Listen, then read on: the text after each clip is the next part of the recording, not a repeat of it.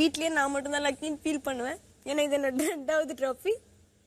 Thanks to you guys and I love you all and I miss you for sure. Hi hello எல்லாருக்கும் வணக்கம் and welcome back to our channel. இன்னைக்கு Bigg Boss வீட்டுக்குள்ளே வந்துட்டு சூப்பரான விஷயங்கள்லாம் நடந்துச்சு.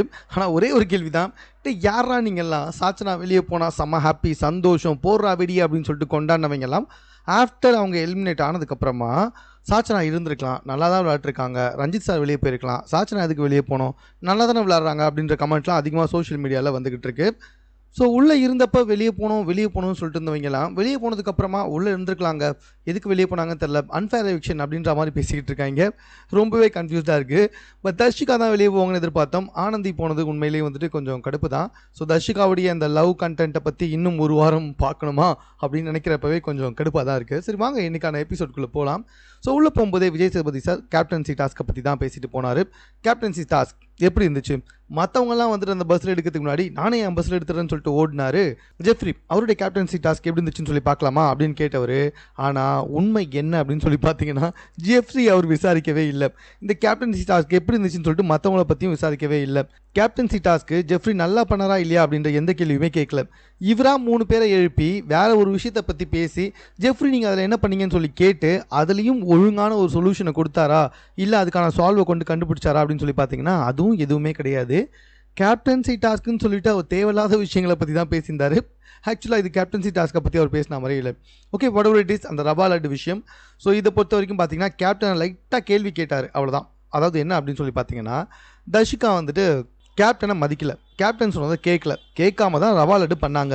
அதுக்கு தர்ஷிகாவை கேப்டன் வந்துட்டு என்ன பண்ணார் அப்படின்ற மாதிரி, அதாவது வேண்டியவங்களுக்கு ஒரு கேப்டனாகவும் வேண்டாதவங்களுக்கு வேற கேப்டனாகவும் இருந்த மாதிரியும் அதிகாரத்தை துஷ்பிரயோகம் பண்ணார் அப்படின்ற மாதிரியும் வந்துட்டு பேசினாரே தவிர்த்துட்டு அது சம்பந்தமாக எதுக்காக அப்படி பண்ணீங்க அப்படின்ற மாதிரி ஏன் ஜெஃப்ரியை ஒரு கேள்வி கூட கேட்கவே இல்லை அப்படின்றதான் இந்த இடத்துல ஒரு ரொம்ப பெரிய டவுட்டாகவே இருக்குது. சாச்சனா போனதுக்கப்புறமா ஜெஃப்ரியை வந்து தத்தெடுத்துக்கிட்டாரோ என்னவோ தெரியல. ஜெஃப்ரியை இன்னும் நல்லாவே கேட்டிருக்கலாம், ஆனால் அந்த இடத்துல அவர் எதுவுமே கேட்கல. ஸோ அதை பற்றி அட்ரஸ் பண்ணாரே தவிர்த்துட்டு அதை ஹார்டாக கேட்ட மாதிரி தெரியல. அதை அப்படியே மேலோட்டமாக பேசிட்டு மஞ்சரி, ஜாக்லின் மற்றும் சௌந்தர்யா மஞ்சரியை மாக்கிங் பண்ணாங்கல்ல, அதை பற்றி பேசினார். ஸோ அதுக்கு இன்னும் கொஞ்சம் அதிகமாக கேட்டிருக்கலாம். பட் ஆனால் நேற்றே இவங்க எல்லாருமே ரொம்ப பயங்கரமாக ரோஸ்ட் பண்ணதுனால ஸோ அந்தளவுக்கு ஒன்றும் அவர் அந்த விஷயத்தையும் பெருசாக ரோஸ்ட் பண்ணலை. ஆனால் அது எந்த மாதிரியான அட்டிடியூட், ஒரு மாதிரி வவான் பண்ணுறீங்களே, அது எந்த மாதிரியான ஒரு அட்டிடியூட், அது எனக்கு புரியவே இல்லை. அருண் கூட வந்துட்டு கையெடுத்து கும்பிட்டாரு, அது மார்க் பண்ணுற மாதிரி இருக்குது, ஆனால் அந்த இன்டென்ஷனில் பண்ணல அப்படின்ற மாதிரி சொன்னார். அதுவாவது மார்க் பண்ணுற மாதிரி இருந்துச்சு, ஆனால் நீங்கள் பண்ணது எப்படிப்பட்ட ஒரு அட்டிடியூட் அது அப்படின்ற மாதிரி வந்துட்டு திரும்ப சௌந்தர்யா கிட்டே கேட்டுக்கிட்டே இருக்கும்போது சௌந்தர்யா கிட்ட பதிலே கிடையாது. ஆனால் சௌந்தர்யா ஒன்று சொன்னாங்க, நீங்கள்லாம் வந்துட்டு டெவிலாக இருக்க வேண்டியவங்க அப்படின்ற மாதிரி வந்துட்டு சொன்னாங்க. அந்த இடத்துல வந்துட்டு சௌந்தர்யா பேசும்போது கூட விஜய் சேதுபதி என்ன சொல்லிட்டாருன்னா அது கடைசியாக நடந்துச்சு, லாஸ்ட்டாக நடந்துச்சு. ஆனால் அதுக்குள்ளே நீங்கள் மார்க் பண்ணுறதெல்லாம் மார்க் பண்ணி பேசி முடிச்சிட்டிங்க. அவங்க உங்களை பேசுனதை நீங்கள் ஒட்டு கேட்குறீங்கன்னு நினச்சிங்கன்னா நீங்கள் அவங்க பேசுனதை சரியாக கூட ஒட்டு கேட்காம பேசுனது தப்பு தானே அப்படின்ற மாதிரி பேசினாங்க. அண்ட் ஃபைனலி பார்த்தீங்கன்னா மஞ்சரி அவங்களுக்கான விஷயத்தை தான் கேட்டாங்க. அவங்க பால் எடுத்துக்க மாட்டாங்க, ஸோ ஆனால் கால்சியம் தேவைப்படும், அதுக்காக பாலை உர போட்டு தயிராக ஊற்றி சாப்பிட நான் அதை யூஸ் பண்ணிக்கிட்டுமான்னு கேட்டாங்க. அது அவங்களுக்கான விஷயத்தை தான் கேட்டாங்க.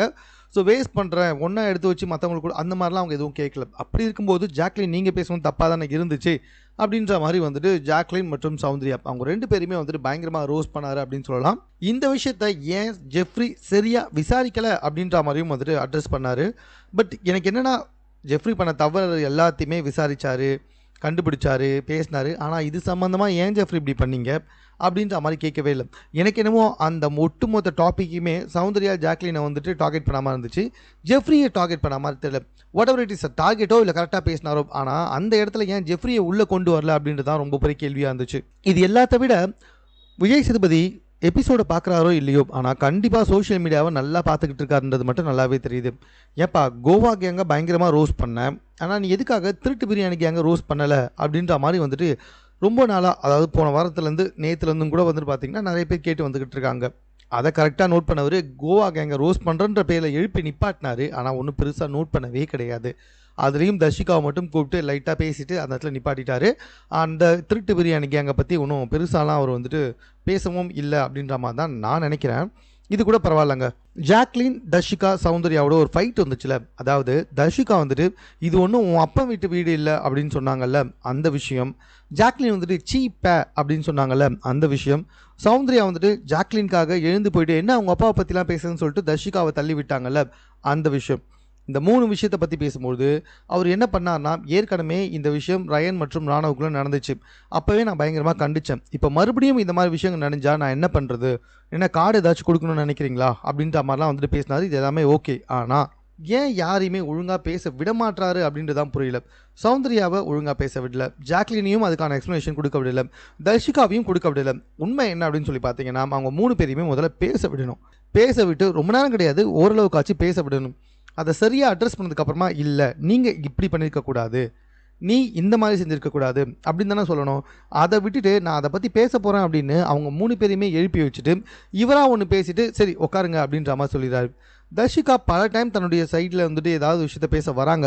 அவங்க மேபி தப்பாகவும் பேசலாம், இல்லைனா வந்துட்டு ஏதோ கொஞ்சம் கிரிஞ்சு மாதிரி பேசலாம். அதை பேச விட்டு அதுக்கப்புறமா அதுலேருந்து வந்துட்டு பாயிண்ட்ஸ் எடுத்து பேசுவார் கமல் சார். பட் ஆனால் இவர் என்ன பண்ணுறாருன்னா, பேச விடாமல் டயர்டாக இருக்கீங்க உட்காருங்க, டயர்டாக இருக்கீங்க உட்காருங்க இப்படி சொல்லிக்கிட்டே இருக்காரு.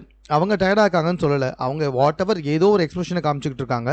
பட் ஆனால் நீங்கள் எதுக்காக அவங்கள உட்காருங்கன்னு சொல்லிட்டு இருக்கீங்க, அதை சொல்ல இன்னும் கொஞ்சம் அவங்கள பற்றி தெரிய வரும்ல. பட் ஆனால் நீங்கள் உட்காருங்கன்னு சொல்லும்பொழுது ஸோ அவங்களால எதையுமே சொல்ல முடியாமல் போயிடுது அப்படின்றது தான் உண்மை. இந்த இடத்துல தர்ஷிகா வந்துட்டு எப்பா நம்மளை பேச விடாமல் பண்ணதே நல்லதான்ப்பா அப்படின்னு சொல்லிட்டு உட்காந்துக்கிட்டே இருக்காங்க. இதுக்கப்புறமா பேசுறதுக்குலாம் எதுவுமே கிடையாது அப்படின்னு சொன்னவர் டேரெக்டாக எவிக்ஷனுக்கு போயிட்டார். யாரெல்லாம் வந்துட்டு எவிக்ஷன் ஆவீங்க அப்படின்ற மாதிரி கேட்டதுக்கு எல்லாருமே சொன்ன ஒரே பேர் ரயான் தான். ஒரே ஒருத்தங்க வந்துட்டு சத்யா போவான் அப்படின்ற மாதிரி வந்துட்டு சொன்னாங்க. பட் ஆனால் எல்லாருமே சொன்னது ரயான் தான் வெளியே போவாங்க அப்படின்ற மாதிரி சொன்னார். ஆனால் அவங்க எல்லார் மூஞ்சிலுமே கரியை பூசுகிற மாதிரி விஜய் சேதுபதி சார் என்ன சொல்லிட்டாருன்னா, ரயன் நீங்கள் சேவ் அப்படின்ற மாதிரி சொல்லிட்டாரு. சமகாண்ட் ஆகிட்டாங்க இந்த எல்லாமே நல்லாவே தெரிஞ்சுது. அதுக்கப்புறமா கூடவே வந்துட்டு அடிஷ்னலாக ராணவ் நீங்களும் சேவ் அப்படின்ற மாதிரி வந்துட்டு சொல்லிட்டாங்க. சரி ஓகே, 2 பேரும் வந்துட்டு சேவ் பண்ணிட்டாங்க. யாரோ ஒருத்தர் வந்து எவிக்ட் ஆக போகிறாங்க, யார் அப்படின்னு சொல்லிட்டு எல்லாமே சொல்லிட்டு இருக்கும்போது இது எனக்கு ரொம்ப பிடிச்ச கண்டஸ்டன்ஸ் ஸோ அவங்க அப்படின்னு சொல்லிட்டு பேர் எடுத்து காமிச்சிட்டாரு. ஆனந்தியை முதல்ல வந்துட்டு எவிக்ஷன் பண்ணுறாரு. எவிக்ஷன் கார்டு கொடுத்த உடனே ஆனந்தி பெருசாக அழமாட்டாங்கன்னு தான் நினச்சேன். பட் ஆனால் அந்த அவங்களுடைய பொம்மையை உடைக்கும் போது லைட்டாக வந்துட்டு அழுதாங்க அப்படின்ற மாதிரி தான் வந்துட்டு சொல்ல முடியும். பட் ஆனால் ரொம்ப ஹாப்பியான மூமெண்ட்டாக ரொம்ப சிரிச்சுக்கிட்டே தான் அந்த பிக் பாஸ் வீட்டை விட்டு வெளியே போனாங்க. ஈவன் அந்த வீட்டுக்குள்ளே இருக்க யாரு கூடயுமே இவங்களுக்கு ஒரு சின்ன 1% கூட பிரச்சனை இல்லை அப்படின்றத அவங்க அட்ரஸ் பண்ணது ரொம்ப நல்லா இருந்துச்சு. உண்மையிலே அவங்கள யாரு கூடயுமே பிரச்சனை இல்லை அப்படின்றது தான் உண்மை. அதே மாதிரி அவங்களுடைய வீடியோ பார்த்ததுக்கப்புறமா விஜய் சேதுபதி சார்கிட்ட பேசிட்டு உள்ளே இருக்கவங்க கிட்ட பேசுறதும் ரொம்பவே பார்க்கறதுக்கு அழகாகவே இருந்துச்சு. ரொம்பவே நல்லா இருந்துச்சு. எல்லாருமே அவங்கள மிஸ் பண்ணுறாங்க அப்படின்றது நல்லா தெரிஞ்சுது. அண்ட் ஆனந்தியும் ரொம்ப ஹாப்பியாக, ரொம்ப ஜாலியாக, ரொம்ப ஜெனியூனாக வந்துட்டு போனாங்க. ஸோ அதுக்கப்புறமா தான் வந்துட்டு விஜய் சேதுபதி சார் சொல்லிகிட்டே போனார் ஆடுக்கு முன்னாடி. ஸோ இவங்க அனுப்பியாச்சு, நான் அவங்கள வந்து மீட் பண்ணுறேன் அப்படின்னு சொல்லிட்டு தான் போனார். அதே மாதிரி உள்ளே வந்ததுக்கப்புறமா சேம் டைலாக் தான். ரொம்ப நாட்கள் கம்மியாக இருக்குது, பட் ஆனால் ஆட்கள் அதிகமாக இருக்கீங்க, அதனால் இந்த வாரம் டபுள் எவிக்ஷன் அப்படின்னு சொன்னோன்னே எல்லாருமே செம்மையாக வந்துட்டு ஒரு மாதிரி ஷாக் ஆகிட்டாங்க. ஆனால் கேமராமேன் நக்கல் உனக்கு நீ வந்துட்டு சாச்சனாவை ஃபோக்கஸ் பண்ணிகிட்டே இருந்த. விஜய் சேதுபதி சார் கார்டை எடுத்து காட்டுறதுக்கு முன்னாடியே சாச்சனாவை ஃபோக்கஸ் பண்ணிட்டு இருந்தார் கேமராமேன். ஸோ அப்போவே நமக்குலாம் தெரிஞ்சிருக்கும் சாச்சனா தான் எவிக்ட் ஆக போகிறாங்க அப்படின்னு சொல்லிட்டு. ஸோ அதே மாதிரி தான், எந்த ஒரு எதிர்பார்ப்பும் கிடையாது, யார் எவிக்ட் ஆவாங்கன்னு சொல்லிட்டு யாருமே கேட்கல. டேரெக்டாக சாச்சனாவுடைய நேம் எடுத்து காமிச்சிட்டாரு. ஸோ சாச்சனா வந்துட்டு உங்களுக்கே தெரியும் அவங்க எப்படி அழுவாங்கன்னு சொல்லிட்டு. ஆனால் எனக்கு என்ன ஒரு டவுட்னா, மஞ்சரி தான் முதல்ல சாச்சனாவுடைய சர்க்கரை இஷ்யூவை கொண்டு வந்தாங்க, மஞ்சரி தான் முதல்ல சாச்சனாவுடைய ஜாம் இஷ்யூவை கொண்டு வந்தாங்க. ஆனால் அதுக்கப்புறம் இவங்க 2 பேர் எப்படி க்ளோஸ் ஆனாங்கன்னே தெரியல. சாச்சனாவும் மஞ்சரிக்காக அவ்வளோ அழுகுறாங்க, மஞ்சரியும் சாச்சனாக்காக அவ்வளோ அழுகுறாங்க. At the same time Dharshika Sachana கூட போன வாரம் தான் சண்டையே போட்டாங்க. ஆனால் இந்த இடத்துல வந்துட்டு சாச்சனா போனதுக்கு பயங்கரமாக கதறி அழுகுறவங்க. ஈவன் ஆனந்தி போனப்போ கூட அழாதவங்க சாச்சனா போனப்போ கதறி அழுகுறாங்க அப்படின்றது தான் இந்த இடத்துல வந்துட்டு ஏற்றுக்கவே முடியல. அதுக்கப்புறம் பார்த்தீங்கன்னா அன்ஷிதா ஓரளவுக்கு ஒத்துக்கிட்டாங்க, பட் அழுதாங்க. பட் சொன்னாங்க உனக்கு எனக்கும் நிறைய மிஸ் அண்டர்ஸ்டாண்டிங் இருக்குது, பட் இருந்தாலும் உன்னை எனக்கு பிடிக்கும் அப்படின்ற மாதிரி சொல்லியிருந்தாங்க. ஸோ சாச்சனா போனப்போ முத்து பயங்கரமாக அழுவான்னு தெரியும், மான்கள் டீம்லலாம் அழுவாங்க நல்லாவே தெரியும். இதுக்கப்புறமாவது முத்து அவருடைய கேமை ப்ளே பண்ணுவார்னு நினைக்கலாம். ஏன்னா சாச்சனா கூட சேர்ந்து சாச்சனாவுக்கு சப்போர்ட் பண்ணுறன்ற பேரில் கடந்த ஒரு 3 வாரமாக முத்து தன்னுடைய கேமை வந்துட்டு கொஞ்சம் கொஞ்சமாக எழுந்து வந்துக்கிட்டு இருக்காரு. அந்த சமயத்தில் உள்ள பூந்து தான் 6 அடிச்சிட்டு இருக்காரு தீபக் அவர்கள். ஸோ அந்த சமயத்தில் தான் நிறைய பேர் வந்துட்டு தெரியவும் ஆரம்பிச்சிருக்காங்கன்னு தான் சொல்லணும். ஸோ முத்து டவுன் ஆனதுனால நிறைய பேர் மேலே வந்துட்டாங்க அப்படின்றது தான் உண்மை. ஸோ சாச்சனா வெளியே போகிறப்ப முத்து கதறி அழுவ, சாச்சனா கதறி அழுவ, எல்லாரை பார்த்தும் கதறி அழுவ. அந்த ட்ராஃபியை உடைக்கும் பொழுது சாச்சனா பயங்கரமாக கதறி கதறி அழுகுறாங்க. என்ன தான் வருத்தம் இல்லைன்னு சொன்னாலும் சாச்சனாவோட அழுகை நல்லாவே தெரியுது அவங்களுக்கு பயங்கரமான வருத்தம்ன்ட்டு. ஆனால் நேற்று வரைக்கும் இன்னைக்கு காலையில் கூட சாச்சனா தான் வெளியே போவாங்கன்னு தெரிஞ்சதுலேருந்து எல்லாருமே செம ஹாப்பி சோஷியல் மீடியாவில். ஐயா ஜாலிடா, பண்டிகையை கொண்டாடுங்கடா அப்படின்லாம் சொல்லிட்டு இருந்தவங்க திடீர்னு அப்படியே மாறிட்டாங்க. அன்ஃபேர் எவிக்ஷன், சாச்சனா உள்ளே இருந்திருக்கலாம், பொம்மையாக சும்மா இருக்கவங்களாம் உள்ளே இருந்துக்கிட்டு இருக்காங்க அப்படின்னு சொல்லும்போது யார்டா நீங்கள் என்னடா பண்ணிக்கிட்டு இருக்கீங்க அப்படின்ற மாதிரி தான் சொல்ல தோணுச்சு. So what ever it is, Sachana evict ஆனதுனால தர்ஷிகா காப்பாற்றப்பட்டார். இல்லைனா தர்ஷிகா அவர்கள் தான் இந்த வாரம் வெளியே போயிருக்கணும் அப்படின்றது தான் உண்மை. ஸோ தர்ஷிகா வெளியே போகாமல் சாச்சனா காப்பாற்றிட்டாங்க அப்படின்னு தான் சொல்லணும். ஸோ சாச்சனாவும் வந்துட்டு பிக் பாஸ் விட்டு வெளியே போனாங்க. அவங்களுடைய பயண வீடியோலாம் பார்த்தாங்க. அட் த சேம் டைம் எல்லாருக்கிட்டையுமே பேசிக்கிட்டு இருக்காங்க. பிடிச்சவங்க பிடிக்காதவங்கன்னு இல்லாமல் ரொம்ப ஓப்பனாகவே தான் பேசிகிட்டு இருந்தாங்க. குறிப்பாக தீபக் கிட்ட இப்போ எனக்கு உங்களை பிடிக்காது, நீங்கள் ரொம்ப ரூடாக பேசுவீங்க, பட் அது உங்களோட ஹேபிட்டாக இருக்கலாம், பட் ஆனால் என்கிட்ட வந்துட்டு ஏதாவது விஷயம் நான் சொல்லணும்னா அன்பா சொன்னால் தான் கேட்பேன், கொஞ்சம் அதத்தி சொன்னால் கேட்க மாட்டேன் அப்படின்னு சொல்ல தீபக் அதுக்கு சரியான கவுண்டர் கொடுத்தாரு. செம்ம கவுண்டர். போகிறப்பவும் சாச்சனா ஒரு செருப்படி கொடுத்தான்பார். மேபி சாச்சனா, நான் சொன்னது நீங்கள் நடந்துக்கிட்ட விதம்லாம் உனக்கு இப்போ தெரியாது, கண்டிப்பாக உன்னோட ஃப்யூச்சரில் உனக்கு சில விஷயங்கள் தெரிய வரும், அப்போ நீ என்னை பற்றி யோசிச்சு பார்ப்ப அப்படின்ற மாதிரி சொன்னார். இதை விஜய் சேதுபதி சாரும் டேக் பண்ணி தீபக் சார் அழகாக சொன்னார், ஃப்யூச்சரில் உனக்கு இதெல்லாம் ரொம்ப யூஸ் ஆகும் அப்படின்ற மாதிரி வந்து சொன்னார். ஃப்யூச்சரில் நீ இந்த மாதிரி விஷயத்தெல்லாம் நிறைய கற்றுப்பா அப்படின்ற மாதிரி வந்துட்டு தீபக் சார் சொன்ன அதே விஷயத்தை விஜய் சேதுபதி சாரும் சொல்லி சாச்சனாவை வெளியே அமிச்சாங்க. ஸோ ஆனந்த் வெளியே போயிட்டாங்க, சாச்சனா வெளியே போயிட்டாங்க, தர்ஷிகாவும் வெளியே போயிட்டா. அப்புறம் எவன் தானே கேம் விளையாடுவா?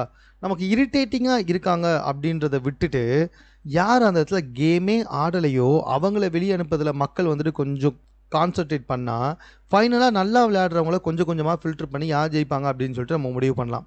எடுத்தவொன்னே நம்மளை பிடிக்காதவங்களை வெளியே அனுப்பிட்டா கேம் விளையாடுறத எல்லாமே உள்ளே தான் இருப்பாங்க. ஃபார் எக்ஸாம்பிள் பார்த்தீங்கன்னா சத்யா, அதே மாதிரி ரஞ்சித், ராணவ், இவங்கெல்லாம் எந்த கேமுமே ஆடாமல் இருக்காங்க. அவங்களுக்கெல்லாம் ஓட்டு போடுறவங்க சாச்சனாக்கும் ஓட்டு போட்டிருக்கலாம். ஏன்னா சாச்சனா ஓரளவுக்கு கண்டென்ட் கொடுக்குறாங்க, என்டர்டைன்மெண்ட் பண்ணிக்கிட்டு இருக்காங்க. பிடிக்குதோ இல்லையோ அவங்க ரியலாக இருக்காங்கல்ல. நம்ம எல்லாருக்குமே வந்துட்டு சாச்சனாவை பிடிக்கல அப்படின்னா மேபி அவங்க ரியலாக இருக்காங்க, அந்த ஒரு விஷயத்துக்காகவே அவங்க உள்ளே இருந்திருக்கலாம். ஆனால் கடைசி வரைக்கும் நடிச்சிட்டு இருக்காரு ரஞ்சித். உங்கள் எல்லாருக்கும் நல்லா தெரியும் ரஞ்சித் எப்படிப்பட்டவர்னு. சத்யா உள்ளே போனது வந்து ஒரு கேமும் ப்ளே பண்ணல, எந்த இடத்துலையுமே வாய்ஸும் கொடுக்கல, எதுவுமே பண்ணலை. இவங்கெல்லாம் நடிக்கிறாங்கன்னு பச்சையாக தெரியும் போது அவங்களுக்கெல்லாம் யார் ஓட்டு போட்டு உள்ளே வச்சுட்ருக்காங்க அப்படின்ற கேள்வி தான் நிறைய வந்துக்கிட்டு இருக்கு. ஸோ என் பார்வையில் சாச்சனாவுக்கு பதிலாக ரஞ்சித் சாரோ சத்யாவோ வெளியே போயிருந்தா ஓகேன்னு நான் நினைக்கிறேன். நீங்கள் என்ன நினைக்கிறீங்கன்றதை கமெண்ட்டில் தெரியப்படுத்துங்க. மேலும் இது போன்ற செய்திகளை உடனுக்குடன் தெரிந்து கொள்வதற்கு நம்ம சென்னை சேனலை சப்ஸ்கிரைப் பண்ணுங்கள்.